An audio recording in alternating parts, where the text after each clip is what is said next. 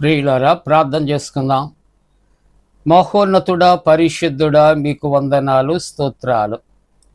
ప్రాతకాల ఆరాధన ద్వారా నిన్ను గణపరుస్తున్న ప్రతి కుటుంబాన్ని ఆశీర్వదించి నైనా ప్రతి ఒక్కరితో మీరు మాట్లాడి మీరు మహిమ పొందండి.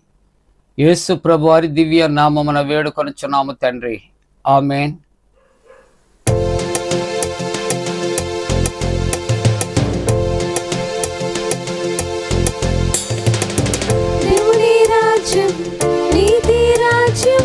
కల్మషములు లేని రాజ్యం, శాంతి రాజ్యం, కరుణ రాజ్యం, ప్రేమ రాజ్యం, యేసు రాజ్యం. ఆనందం సంతోషం యేసునిలో, ఆనందం సంతోషం యేసునిలో.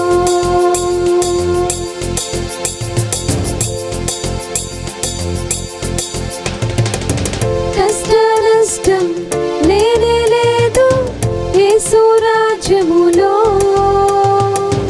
ఆకలి బాధలు లేనే లేవు యేసు రాజ్యములో. కష్ట నష్టం లేనే లేదు యేసు రాజ్యములో, ఆకలి బాధలు లేనే లేవు యేసు రాజ్యములో. ఆనందం సంతోషం యేసునిలో, ఆనందం సంతోషం యేసునిలో.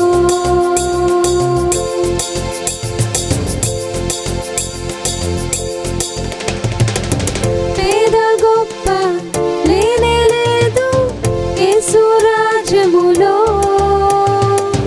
కులము మతము లేనే లేదు యేసు రాజ్యములో. పేద గొప్ప లేనే లేదు యేసు రాజ్యములో, కులము మతము లేనే లేదు యేసు రాజ్యములో. ఆనందం సంతోషం యేసునిలో,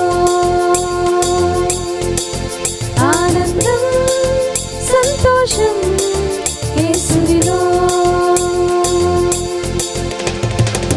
దేవుని రాజ్యం, నీతి రాజ్యం, కల్మషములు లేని రాజ్యం, శాంతి రాజ్యం, కరుణ రాజ్యం, ప్రేమ రాజ్యం, యేసు రాజ్యం. ఆనందం సంతోషం యేసునిలో, ఆనందం సంతోషం యేసునిలో.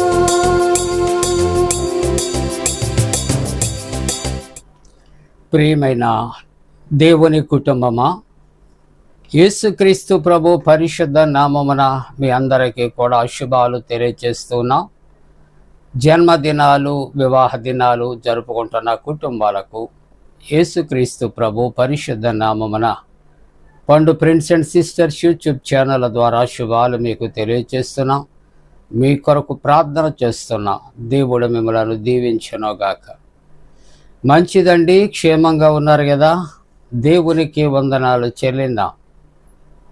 మరలా కరోనా మహమ్మారి అనేది వ్యాపిస్తుంది. ప్రార్థన చేయండి, మెలకువ కలిగి ప్రార్థన చేయుడి అని ప్రభు వాక్యాన్ని జ్ఞాపకం చేసుకుందాం. ఎందుకంటే శోధనలో ప్రవేశించకుండా ఉండాలంటే మెలకువ కలిగి ప్రార్థన చేయమని ప్రభు హెచ్చరిక జ్ఞాపకం చేసుకుందాం. మరి గత కాలంలో భయంకరమైన పరిస్థితులు చూచాం. మరలా తిరిగి ఆయా స్థలాలలో కూడా కరోనా విస్తరిస్తూ ఉన్నది. మనంతటా మనం ఏం చేయలేము, కానీ ప్రార్థన చేద్దాం. ప్రియులారా, ఈ ప్రాతకాల ఆరాధన కొరకు ఏర్పాటు చేయబడిన పరిశుద్ధ లేఖనాన్ని చదువుకుందాం. అందరము కూడా పరిశుద్ధ గ్రంథాన్ని తెరచి మత్తయి సువార్త 5వ అధ్యాయము 22వ వచనాన్ని కలిసి చదువుకుందాం. 22వ వచనం, నేను మీతో చెప్పినది ఏమనగా, తన సహోదరుని మీద కోపపడువాడు ప్రతివాడు విమర్శకు లోనగును. ప్రియమైన దేవుని యొక్క కుటుంబమా, ప్రియ విశ్వాసులారా, కొంతమంది స్నేహితులు లేక బంధువులు లేక కొంతమంది మనకు కావలసినటువంటి వారు ఏ మాట చెప్పినా వారి మీద వారి మాటల మీద నమ్మకం ఉంచి అలాగే చేయటానికి ప్రయత్నం చేస్తాం. వాటి వలన ఉంటే ప్రయోజనం ఉండొచ్చు, లేకపోవచ్చు. కానీ వీళ్ళు చదివినటువంటి పరిశుద్ధ వాక్యాన్ని ఈ మాటలు ఎవరు చెబుతున్నారు అని ఆలోచన చేస్తూ ఉంటున్నప్పుడు యేసు ప్రభు ఆయనే ఈ మాటలు చెప్పుచూ ఉన్నట్లు చూస్తూ ఉన్నాం. ప్రభు అంటున్నాడు, నేను మీతో చెప్పినది ఏమనగా మీ సహోదరుని మీద కోపపడకుడి. ఒకవేళ అటువంటి పరిస్థితి వస్తే ప్రతివాడు విమర్శకులు లోనవుతాడు. కోపపడటం చాలా తేలిక. కొంతమందికి మాట్లాడితే కోపం వచ్చేస్తూ ఉంటుంది. కానీ ప్రభు అంటున్నాడు, ఈ ప్రాతకాల ఆరాధనలో కోపపడొద్దు. అందుకని దేవుని యొక్క వాక్యము ఏమని హెచ్చరిక చేస్తుంది? ఇక్కడ ఆదికాండములో 37వ అధ్యాయములో 8వ వచనములో కోపము మానుము, ఆగ్రహము విడిచిపెట్టుము, వ్యసన పడవద్దు,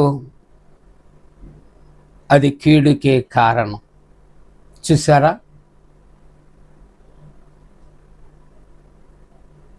దాని వలన కోపపడే వ్యక్తి తనకు తాను స్వతహాగా తన ఆరోగ్యాన్ని కోల్పోతున్నాడు. 1. 2, తన స్నేహితులకు బంధుమిత్రులకు దూరం అయిపోతూ ఉన్నాడు. మరి విశేషంగా దేవునికి దూరస్తుడైపోతున్నాడు, విమర్శలోనికి వస్తున్నాడు. అందుకు దైవవాక్యము అంటున్నది, నీవు కోపము మాను, నీకున్నటువంటి ఆగ్రహము విడిచిపెట్టు. నువ్వెందుకు వ్యసనపడతావు? వ్యసనపడొద్దు.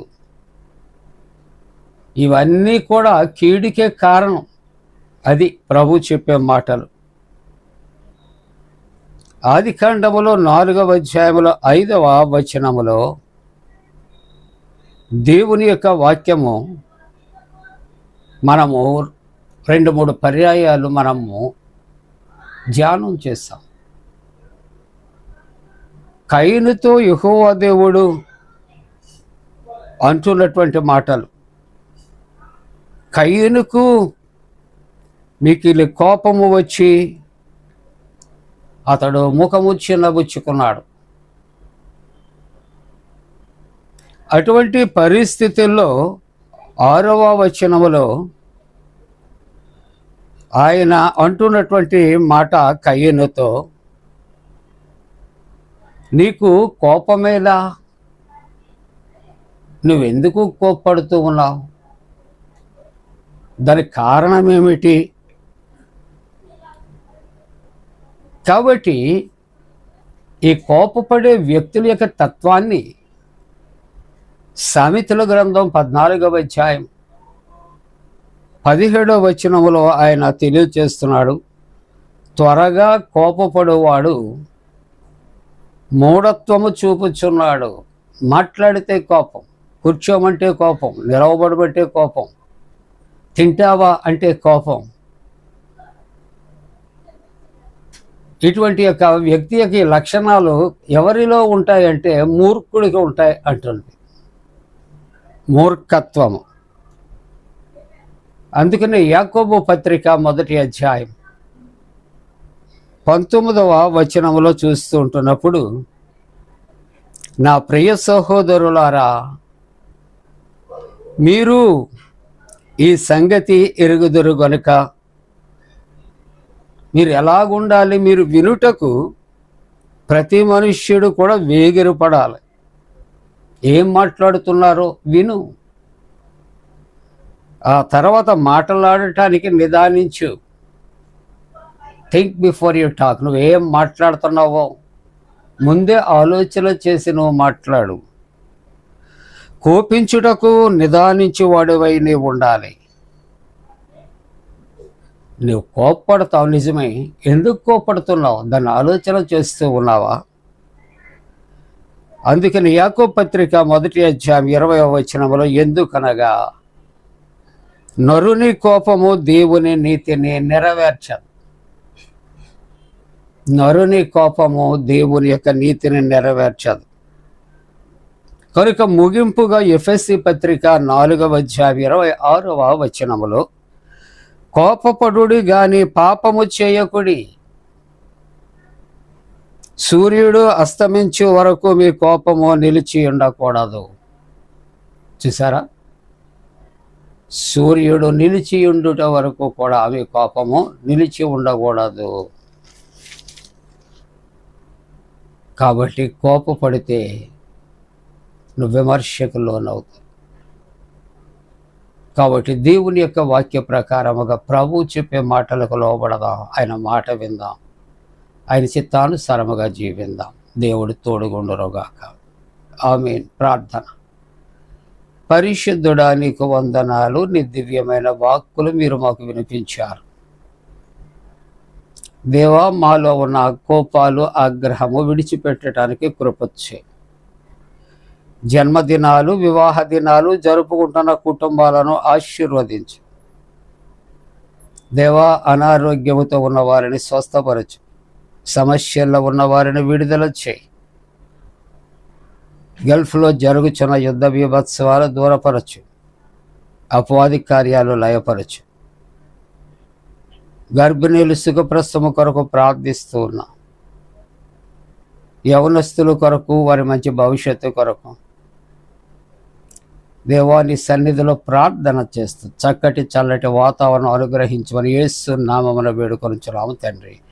ఆమేన్. మన పరమ తండ్రి అయిన దేవుని యొక్క ప్రేమయు, ప్రభువైన యేసుక్రీస్తు ప్రభు కృపయు, పరిశుద్ధాత్మిక అన్యోన్య సహవాసము ఆరాధిస్తున్న ప్రతి కుటుంబానికి తోడుగుండి సంరక్షించి కాపాడునుగాక.